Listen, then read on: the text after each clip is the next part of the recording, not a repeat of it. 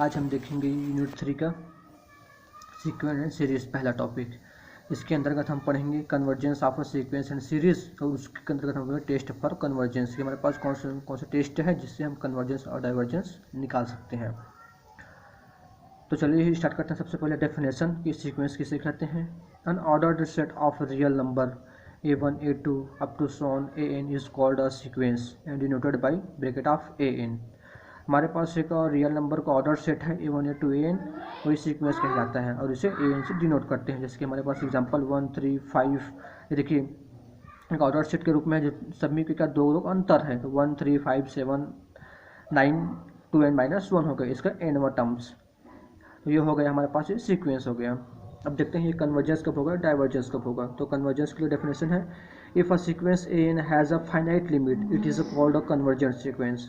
अगर हमारे पास कुछ सीक्वेंस का लिमिट फाइनाइट है, इसका लिमिटेशन जो फाइनाइट लिमिट है, तो ये कहलाएगा कन्वर्जेंस कहलाएगा, अदरवाइज ये डाइवर्जेंट कहलाएगा। तो लिखा है यहाँ पे, if n is not convergent it is said to be divergent कहलाएगा। ये हमारे पास फाइनाइट लिमिट है कन्वर्जेंट, नॉन फाइनाइट है मतलब ये डाइवर्जेंट कहलाएगा, इनफाइनाइट सीरीज है। अब इसके आगे देखते हैं टेस्ट फॉर कन्वर्जन के लिए। पहला है कंपैरिजन टेस्ट, जिसे हम पी टेस्ट के नाम से भी जानते हैं। जैसे कि हमारे पास है sigma 1 = 1 to infinite 1 upon n raise to the power p equal to 1 raise to the power p 1 upon 1 raise to the power p plus 1 upon 2 raise to the power p plus 1 upon 3 raise to the power p plus infinite. ये हमारे पास ये होगा अगर convergent होगा ये series for p greater than 1 के लिए, और डाइवर्जेंट होगा p less than equal to 1 के लिए।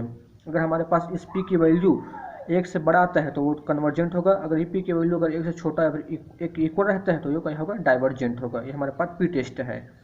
दूसरा है, अगर हमारे पास दो सीरीज है उसके लिए देखते हैं हम, if two positive term series sum of un and sum of vn such that, कैसा रहेगा हमारे पास un जो क्वेश्चन में दिया रहेगा और vn कैसा निकालेंगे ये हम क्वेश्चन में देखेंगे हम सीधा सीधा, कि हमारे पास un में डिनोमिनेटर का अंश का जितने इनों की संख्या रहेगा अपॉन हर इनों की संख्या को हम क्या करें, vn कहते हैं। vn ऐसा नहीं फाइंड आउट करते हैं। तो देखते हैं पहला इसमें सम ऑफ vn कन्वर्जेंट होगा, convergence second un less than equal to vn for all n के लिए, then sum of un also convergent.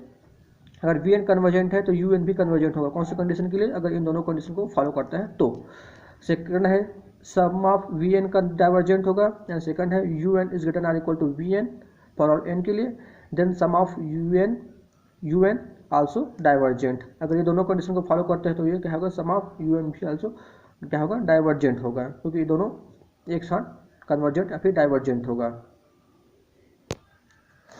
अब इसके आगे देखते हैं तीसरा लिमिट वाला, limit n tending to infinite un upon vn equal to finite quantity. अगर फाइनाइट क्वांटिटी आता है then sum of un and vn converge और डाइवर्जेंट टुगेदर। इन दोनों क्या होगा, एक साथ कन्वर्जेंट हो गया, डाइवर्जेंट हो गया। हमारे पास p कंडीशन के ऊपर डिपेंड करता है। अब इससे क्वेश्चन देखें तो समझ आएगा हमें कि क्या करना है क्या नहीं करना है।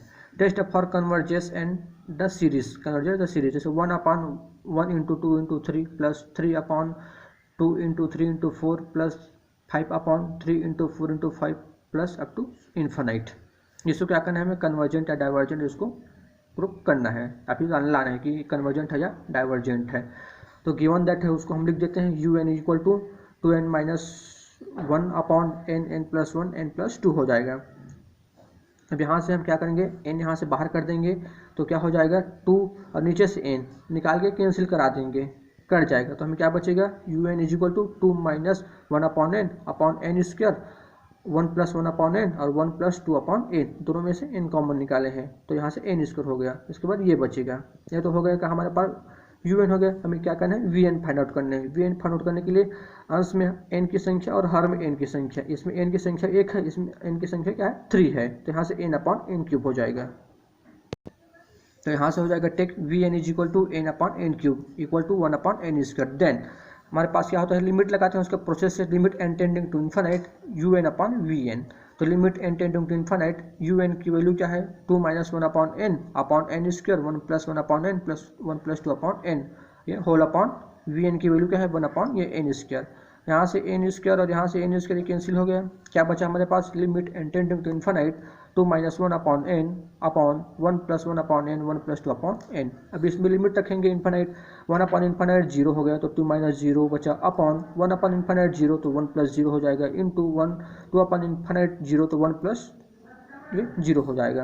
अब यहाँ से हो जाएगा 2 - 0 0 1 इंटू 1 इज 1, तो ये हमारे पास ये कितना गया 2 आ गया। तो हमारे पास limit n tending to infinite un upon vn की वैल्यू 2 आ गया है, which is a finite and non zero. ये क्या है फाइनाइट वैल्यू है। तो क्या करेंगे both sum of un and sum of vn convergent and divergent together. हमारे पास लिमिट से क्या होता है ये एक साथ क्या होगा कन्वर्जेंट या डाइवर्जेंट होगा।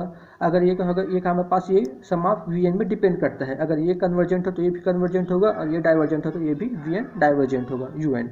तो but sum of vn is equal to sum of 1 upon n square, यहाँ से क्या है n स्क्वायर है, यहाँ से 2 है।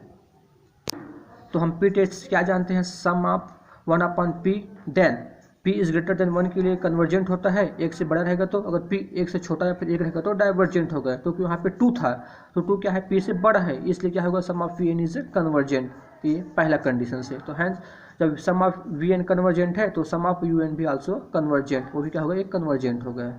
ये हमारे पास ये आंसर हो गया कि सम जो हमारे पास जो सीरीज दिया है क्वेश्चन में वो कैसा है ये कन्वर्जेंट है। ये आप लोगों को होमवर्क है। 1 + 1 अपॉन 2 का whole square plus 2 square upon 3 का whole square plus 3 square upon 4 raise to the power 4, sorry ये क्यूब है ये, अप टू सो ऑन। ये आप लोगों को होमवर्क है।